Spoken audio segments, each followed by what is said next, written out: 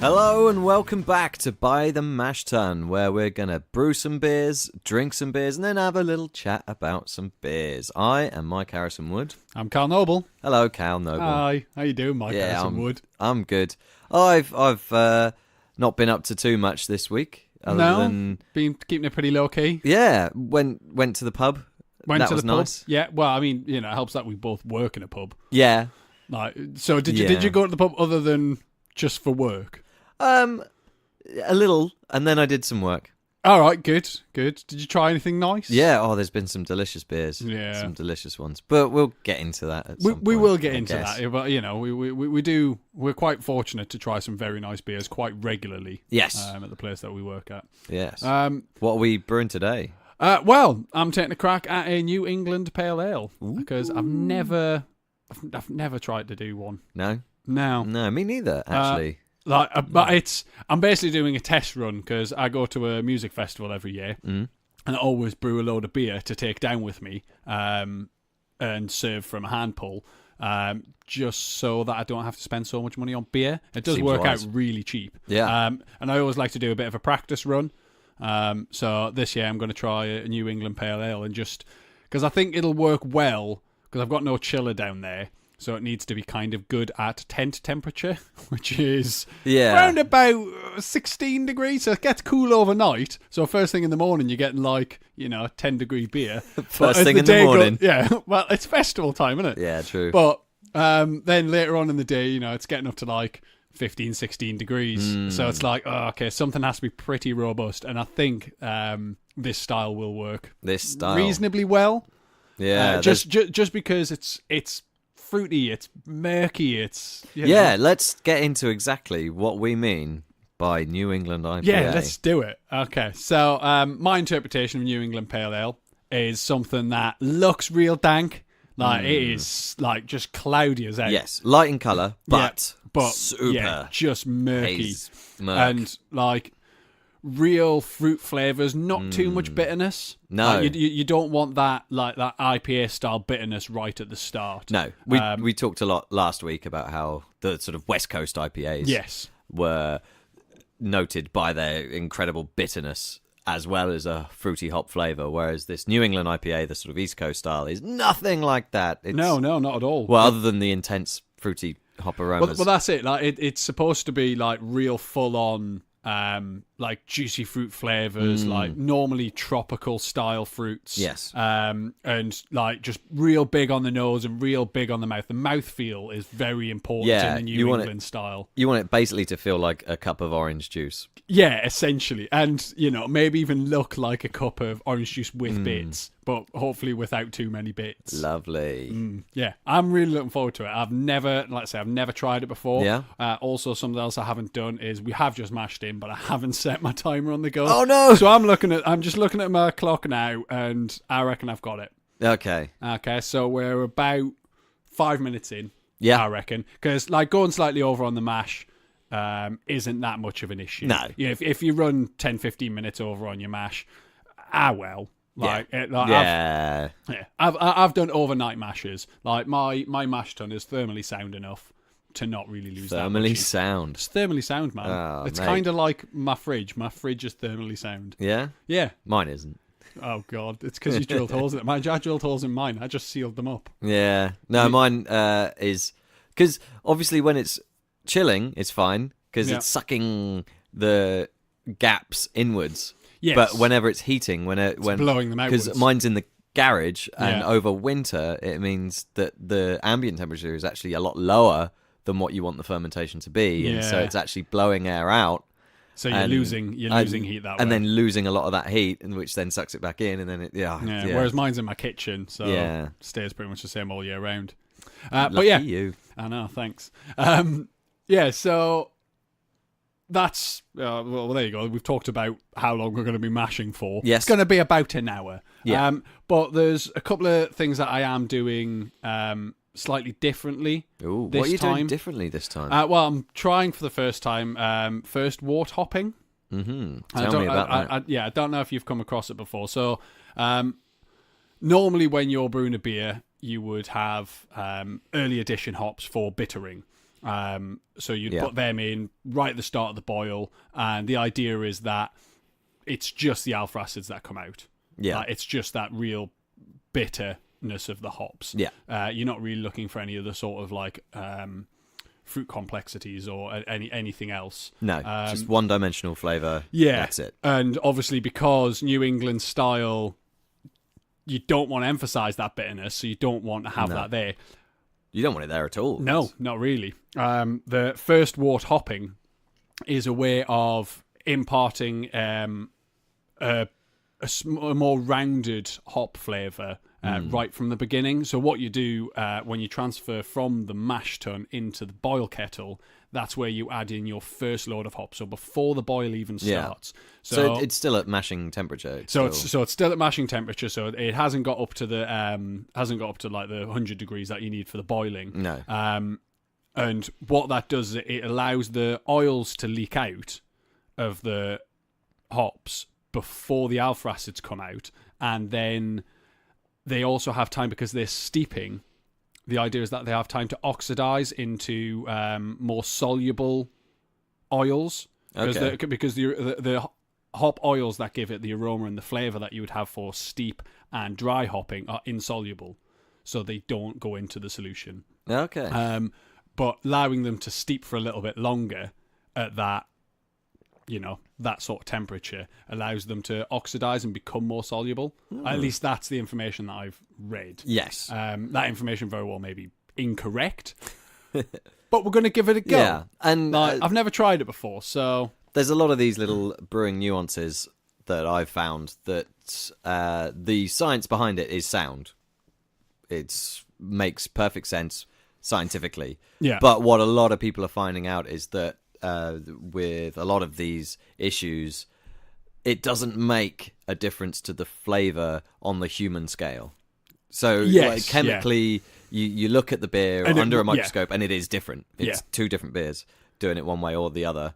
But the human palate just cannot tell the difference. Yeah, it's kind of like when people insist on high frame rates on computer games, and it's like, but your eyes can only see at certain levels, so having a high frame rate doesn't really matter. The science is there and it's correct, but it doesn't work because the human body is only capable of so much. Exactly, and so working out which ones do make a change is important, and a lot of it comes down to experience, which we are experiencing now. Yeah, and you're with us. Hooray! Well, that's it. Like, this is hopefully the podcast is about a journey, really, and it's about us trying new things, and hopefully, you guys trying new things, and report back to us and let us know how things go. Exactly. Really. So, Cal, tell me about the grain bill on this. Right. So the grain bill on this one it's relatively similar to a lot of pale ales. So, you're not putting in a large amount of specialty grains or anything like that. You're not wanting anything to impart too much malt flavour or too much colour. So, again, it's a very Maris Otter heavy grain bill. Have we got some over there? Yes, we have. I know how you like to nibble on some Maris Otter. This is delicious. So you nibble away. So we're going for Maris Otter heavy, just so that we get that nice base level of malt. Mm-hmm. We will in previous episodes, upcoming episodes, we will delve deeper into a proper malt analysis and that type of thing. At the moment, we're keeping it very light. Well, we want to try and keep things simple, so we're progressing through the styles, just kind of adding a little bit new every time. So, I mean, you've tried this this will be the third episode in a row now. How are you feeling about Maris Otter? Oh, it's still lovely. Still lovely. I could just sit and eat that instead of popcorn. I don't think that's a good idea. As well as popcorn? Yeah, maybe as well as. You could have sweet, salted, and malt. Yeah. Malted pop. Malted. Wait. No, it's probably a real thing. But yeah, so the next thing on the grain bill is oats. Now, oats are a big part of the New England style because that's what imparts a lot of the mouth flavour and a lot of the... Oh, he's got the oats there. So these are malted oats. So again, they're going to add to the sugar content in the wort. So it's going to give fermentable sugars because it's been malted. But it should give a much more rounded mouthfeel. It should make it a lot fuller in body. And having a taste of that, anyone who's eaten a lot of porridge, you're gonna know what you're gonna get there. It's claggy. It's thick. It is. I can envisage how that translates to a thicker mouthfeel very definitely. easily.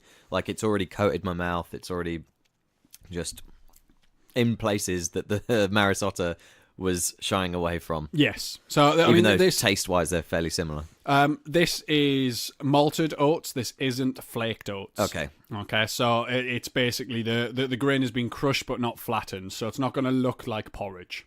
Okay. Well, at least the oats won't look like porridge oats. They will look more akin to any sort of crushed barley. Yeah, it does. It visibly you can see it looks very similar. Yeah. And then the last thing that's in there is wheat. Now, again, I normally in most of my beers I will put a certain level of flaked wheat into it, and that's again just to add a certain amount of body, but also add head retention, stuff like that to the finished product. But this time round, I'm not using flaked wheat. I'm just using crushed wheat, and it will help with head retention. It will help with the body, but again, it's just to add more of that mouthfeel, and not to just plow it full with oats. Yeah, and it does feel different. It's crunchier as well. Not that changes the beer much, but compared to both of the other two, it is crunchier. What I am also picking up is just a hint of that banana-y sort of wheat beer sweetness that you get specifically with wheat beers. Yes, yeah, which will definitely help with the fruitiness and help with that sort of.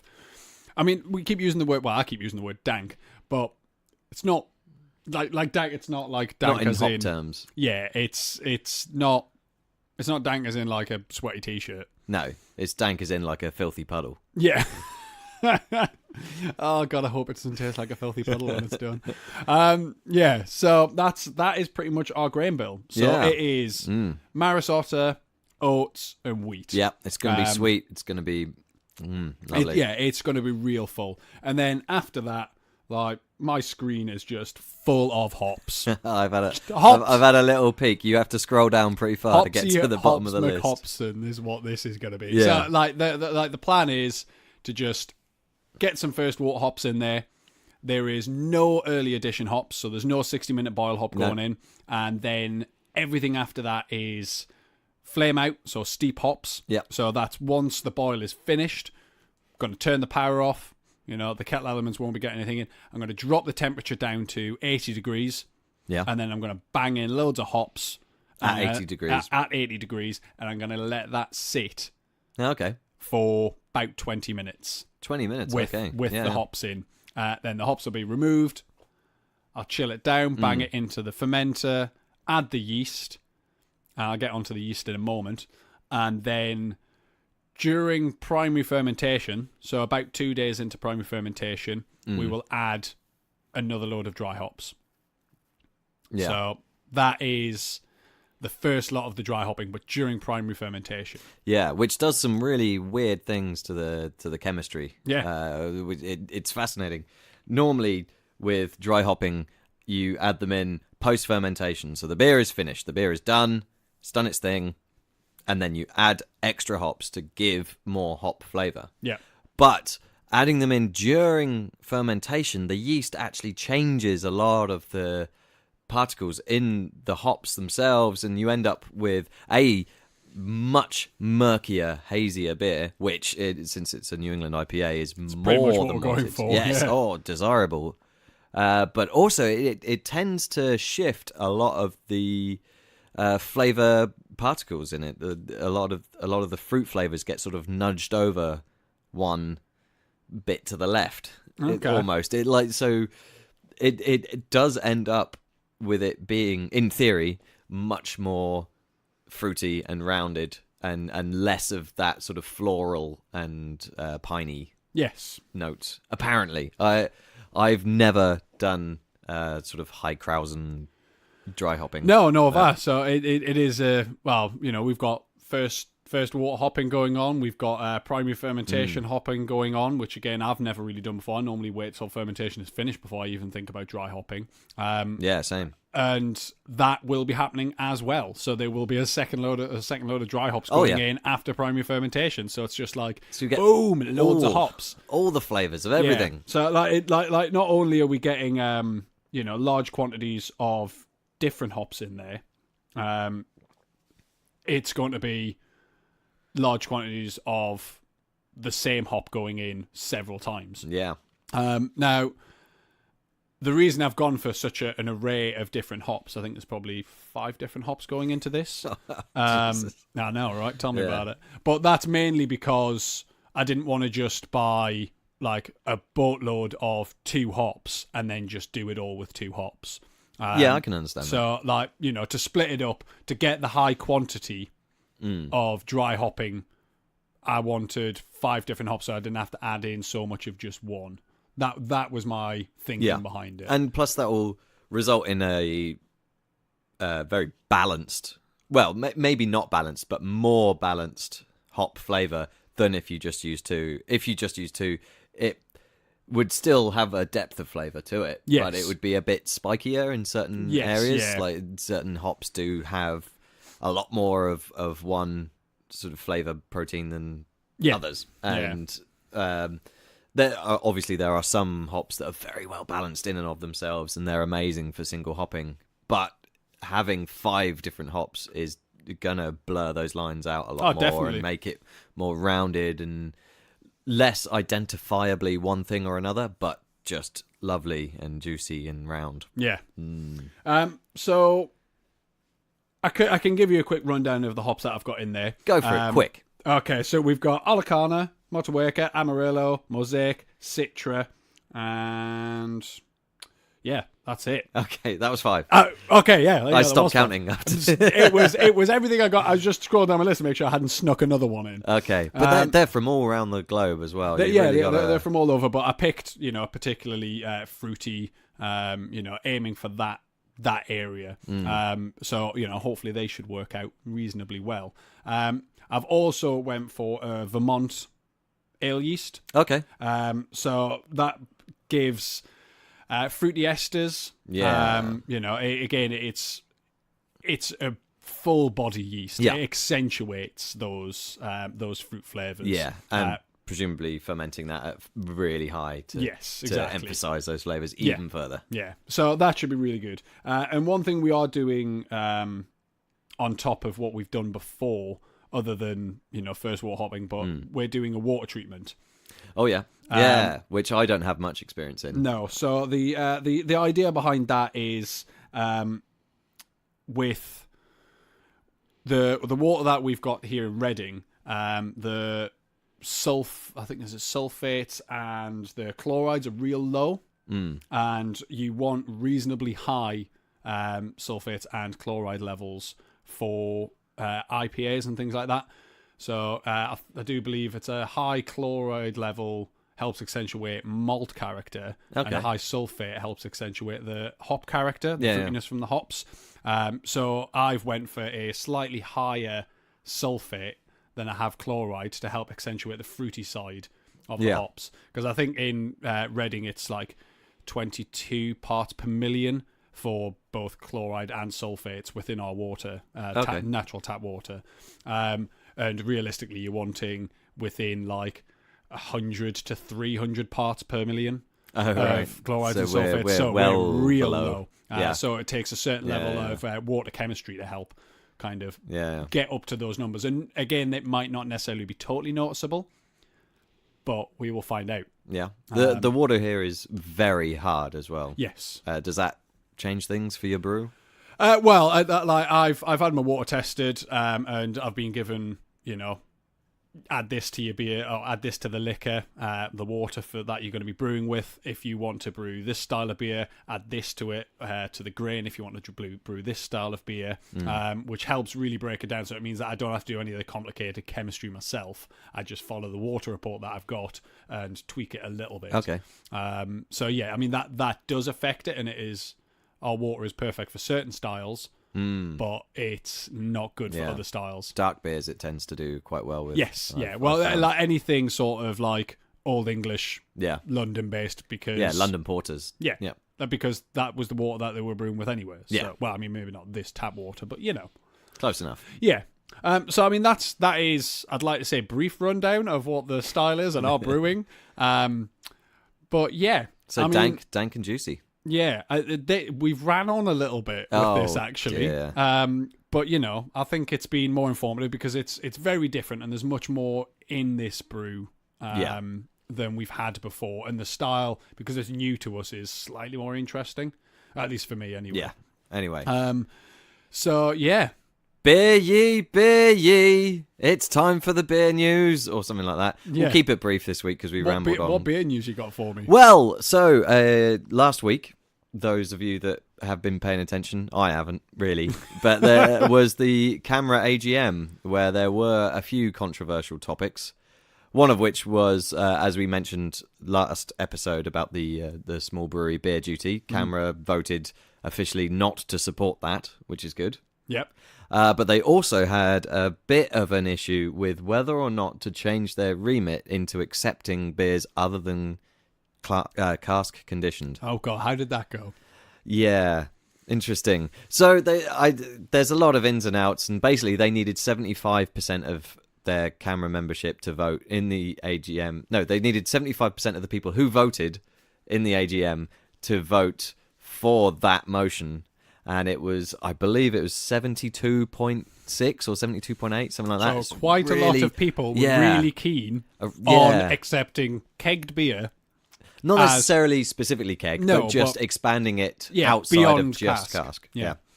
But Shame. It just wasn't enough. And so many good beers out there that aren't in casks. Yeah, and there's so many decent styles that, you might find it on cask, but they're not as good as when they've been kegged. Yeah. And that's the way it is. Yeah. But then vice versa. There are some styles that you literally they're disgusting on keg. Yes, and cask, they're lovely. And that's it. I understand where they're coming from. I would like them. Personally, I think it would be better if they expanded out just so that they were campaigning for good beer. Yeah. As opposed to just for cask. Yeah. But I'm sure as time goes on, things will change because they inevitably do. Yeah. Anyway, that was a brief rundown of that. It was very good. So now on that news, I quite fancy a beer. Oh, should we have a beer? Yeah, we could have a beer, couldn't we? Okay, so first up here, I've just gone and got back from the fridge. It is by 8 Arch, and it looks like it's a collaboration with a pub called the Tipsy Pig. It is called Dainty, and it is a New England Pale Ale, but it is quite weak. It's only 4.8%. Interesting. Well, I think the one I'm brewing's probably aiming for around about that, maybe 5.1. But what do you think? Oh my God, it's so fruity. There's quite a lot of big tropical notes on the nose there. I'm getting like pineapple, mango, some like tangerine in there.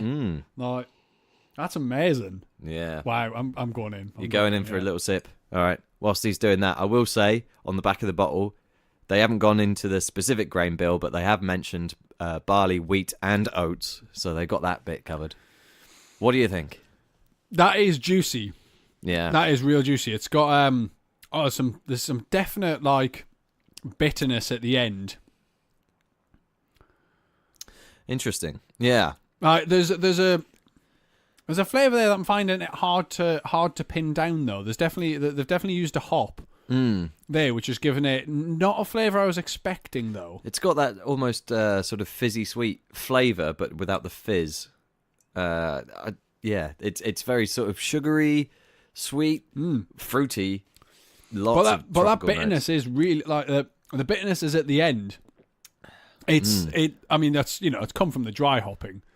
No, I'm getting some piney stuff as well. There is some of that. Yeah, not too much. And it is real hazy. Yeah, you can't argue with that. No. Yeah, we normally start with the description, but they're all going to look like this. Yeah, today. Exactly. They're all going to be a hazy pale ale. In fact, actually, we'll let you know if it's not hazy. Yeah, if any of them aren't hazy, we'll give you a shout, but I'd be very surprised if they weren't. How are you feeling about that? Yeah. No, I could drink this. There is that... I mean, you are drinking it. Yeah. No, there is that dank edge to it that's not quite the finish, but it's not quite the start. Yeah. No, yeah. Yeah. It's just a dankness that like goes all the way through. I feel like the flavor is delicious. The aroma leads me to expect that it's going to be a lot fruitier than it is. Yeah, the aroma is more promising than the taste. The taste isn't bad. No. It's very nice, but the aroma I think is better. Yeah. Maybe I should breathe in while I'm drinking. And choke to death. I mean, you could try it. Give it a go. Nah, I think I might give that a miss. Oh, God. Mike's tried it. He's dead. Yeah. Dead now. He's back. He's back. Yeah, so, I mean, that's pretty good. Yeah, I'd be happy if I'd made that. And I presume 8 Arch are happy with Dainty. Yeah, I'd imagine. I do like the artwork on the bottle, though. Yeah, it's a hippo and a tutu. In a tutu. Yeah, doing... I don't do ballet, so I'm not even going to attempt to try and guess the name of whatever it's doing. I believe it's the letter I. Oh, right, yeah, because that's how ballet clearly works. It's yes. Just, what shape are they doing? Well, I know YMCA was ballet, wasn't it? That was... No. Oh. No, and you're the music one of the two of us. Oh, hang on. What was it? Sorry, Matt. Yeah. Should we get another one? Yeah, I think that's probably not a bad idea. What have we got now then, Cal? Well, this is Unwind New England Pale Ale by Unbarred, and it's a collaboration with Forest Road Brewing. Ooh. Yeah, it's a big can. They've done well with it. Yeah, it's big, full-sized. Big, full-size can, so we've got enough to share out. And already. Wow. Whoa, what's the percentage on this? Where are we at? 5.6%. So it's, the percentage is increasing. Yeah, You know, how's it smelling? It is smelling fresh. Yeah? It's got that real, almost like weedy, fresh hop smell to it. Oh, it does smell good, doesn't it? Yeah, almost like bag of hops. You've just opened them. There you go. Again, it's hazy. I'm not going to talk about that. I said I wouldn't. Okay, don't. I will. It's hazy. Oh. How's the flavour? Ooh. That is very, very different to what I was expecting, with how fresh that aroma was, compared to how just sweet, vanilla-y, almost like rounded malt. Yeah, like they've real hoppy on the nose, but I wouldn't say very hoppy in the taste, and it doesn't taste like they've there's not as much mouthfeel. There's not as much body. It tastes a lot thinner. I think. Well, I say a lot thinner. It definitely tastes thinner than the last beer. Pulpy. Yeah, and I mean it. So on the back of the can here, it doesn't really tell us very much. It just says contains barley, and then in brackets glutens, hops, and yeast. So it doesn't say anything about oats. So they might not have that sort of big chunky oat. No, they might not have put any oats or any wheat in it, which would, lead me to think. Well, it would lead me to think that's probably why it doesn't have as much body and as much mouthfeel. But saying all that, I would be happy if you just strapped some underneath my nose, and I went around all day smelling that. Just like a small mustache shelf. Yeah, full of that. Yeah, I wouldn't need to drink any of it. No, you just sit and smell it all day. It does smell real good, and it is very pleasant. It's not that New England Pale Ales aren't refreshing, but I think this one is much more refreshing. At that percentage, I wouldn't say it's sessionable, but it does taste like it should be. Yeah, like this would be brilliant on like a hot summer's afternoon, sat outside of a pub, and you're just wanting a thirst quencher. Yeah, like that'd be spot on. It's a Tuthards. It's not a 1/3 sit and sip over 2 hours. It's a Tuthards. Yeah, no, you could gobble that down real quick, and we are. Yes, but yeah, no, I like that. That's it's good. It is a good contrast between Dainty, I think. I'm gonna have another sip of Dainty. Just Go see on, how they get yourself involved. We could do beer cocktail and just mix it all together at the end. Don't and see you what dare! Sometimes people like to do that. I've seen it on Facebook. I've seen people doing that sort of thing. Yeah, you get a lot more of the masking from the other beer What's it called again? It's called Unwind. Unwind NIPA or New England IPA. So the Unwind is masking a lot of the fruit flavors that were easily identifiable in the dainty, and you're picking up a almost like floral Christmas that wasn't there before. Oh, I'm gonna have a go. Let's see if I can pick up this floral Christmas. Also, you said Christmas, yeah? Christmas. Crispness. Yes, not Christmas. No, but it's always interesting trying beers in a different order and seeing what else you pick up. Oh, yeah, no, I see what you mean. That bitterness still comes through right at the end, though, which the Unwind doesn't have. No. Like, that is, have they even put on the IBUs? Oh, come on, God. Have they even put the IBUs? Have they even put the IBUs on here? And the answer is no. No, they haven't. But that's because I'm thinking it has none. No. So, but I do, it's very low. I do like that sweet, smooth, easy, as I say, almost vanilla-y roundness to it. No, I think they're both very nice. They're very different.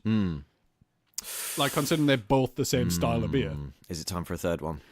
I mean, I can't think of a good reason not to try another one. To the fridge. To the fridge! Oh, but before I go and get that beer, you've got another podcast, haven't you, Cal? I do, yeah. Me and Chris do a podcast. I think we've got a trailer kicking about here somewhere. Oh, shoot. I'll bang that on. Yeah, listen to that. Go on, then. In a world that appears to make no linear sense, there is a time-travelling rabbit with an important agenda. What is it? No one knows, but it has something to do with basketball. Welcome to a reality where a famous pig actor turned despotic leader rules with an iron fist, and a psychopathic duck may be our only hope for salvation. Welcome to the Tooniverse. The Space Jam Continuum is a show where two brave souls attempt to create a cohesive cinematic universe out of something that was never meant to be one. Looney Tunes, from 1937 all the way to Space Jam. Why? Because in an era where all people want is a cinematic universe and reboots of old cartoons, we're the only ones with a resolve to combine the two. So join us every Wednesday as we explore the depths of the Tooniverse, slowly clawing our way ever closer to the 1996 classic. That's the Space Jam Continuum, every Wednesday at kaiju.fm or wherever you listen to podcasts. Oh, and we advise you start at the beginning. It's a good idea. Well, what you got there? Right, the third and final beer today is from, it's either Boutillier or Boutilliers or something like that. They're based in Kent. I've had some of their beers before and they're very nice. Yeah. It is called Teenage Lakes. Okay. And they've dubbed it an Old England IPA rather than New England IPA. Old England IPA now, is it? Yeah. Basically, what they've done is they've made a New England IPA, but they've only used English hops. Interesting. Yeah. Now, English hops aren't renowned for being totally tropical. No. Far from it. But what is also really good is... They've put the IBUs on the side. They put the IBUs on it. I don't know if you've seen Boutillier bottles before. I haven't. They've got the entire recipe as a bar chart on the label itself. Oh, right. Okay. Oh, God, they've got Goldings in there. Weird. Yeah. That's interesting. And Pilsner malt. So, yeah, they've got Marisotta, they've got Pilsner. That is a Marisotta heavy. I don't even have to look. I can feel how far that bar chart goes. Yeah. Yeah. It's as labelling goes... It's fantastic. Yeah, so like 5 out of 5 for that. Yeah, that is brilliant. Like Marisotta, Pilsner malt, oats, wheat, and Munich. And Pilsner malt is a lot higher than the oats, the wheat, or the Munich put together. Yeah. In fact, what else have I got on there? Target, Bullion, Goldings, Northern Brewer, Ernest, and Olicana. Yeah. So. Well, you've got Olicana. I have. The Goldings is an odd choice, I think. I haven't tried it yet. I've looked at it. Yeah. And it's, oh, God, is that... It looks like pineapple juice. It does look like pineapple juice, yeah. Like pineapple juice that you get out of, like, those bottles from the pub. Yes. It's recently been shaken. Yeah. Like a freshly shaken bottle of pineapple juice is what it looks like. Does it smell like a freshly shaken bottle of pineapple juice? Let's have a go. No. Oh. It smells odd. Mine's got bits in. Yeah, mine is like big chunks of yeast. Yeah. I mean, I don't mind that. No, I'm going to try and sip it rather than guzzle it. Rather than gulp it down. I might sip it through a sieve. Now, I don't mind haziness. Big lumps of yeast I may try and avoid, but, as we're trying this style, I'm going to give it a go. Mike has just tasted it, though. Yeah. Do I want to get in? You want to try it? Okay, hold on. It's not at all like I would expect a New England IPA to be. I'm not getting much on the nose. No. Like, really, at all. It's not at all like your standard style. It's something altogether. Like they've definitely got dank. That's first and foremost. Oh, that is dank. And sweet. But no tropical. Not really. Oh, there's a big lump of yeast on the side of my glass there. Yep. Splat that. Oh, yeah. I could take that and regrow it. Yeah? Make your own. Oh, I'm not going to. Yeah, so that's... If I was to give that a name, I'd call that an Old English IPA. Yeah, they've done a good job of brewing what they said. Yeah, they've nailed it. That does not fall in... Other than the fact it's murky, Yeah. I wouldn't put that in with the other two.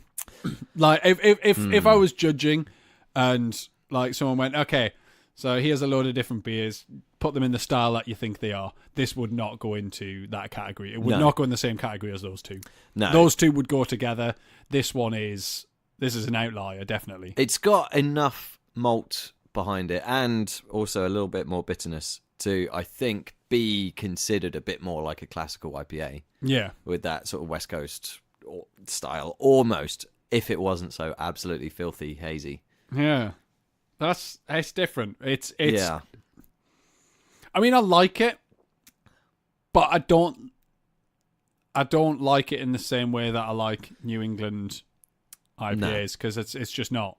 That to me isn't. But there again, they haven't actually said that that's what it is. They said it's an Old England IPA. Yeah. So, I mean, they've played it safe on that one. They've invented their own style, and then they've made a beer. Yeah. No one can. No one can dispute that is. No one can say, oh, they've made a bad New England Pale Ale, because that's not what they were trying to do. They're trying to make an Old England Pale Ale. No. I see where they're going. It is nice. It is nice, but it's a swing and a miss for a New England Pale Ale, though, isn't it? Yeah. Like, I think it is. Like, it is a nice beer. But if I wanted New England Pale Ale, I wouldn't be going for that. No. And as much as they've called it an Old England Pale Ale, they are plumbing for that New England Pale Ale. What's the date on the bottle? Do you know? Is it particularly... Have they put, there you go. Best before 31st of the 9th, 2018. Okay, so it's not super on the shelf.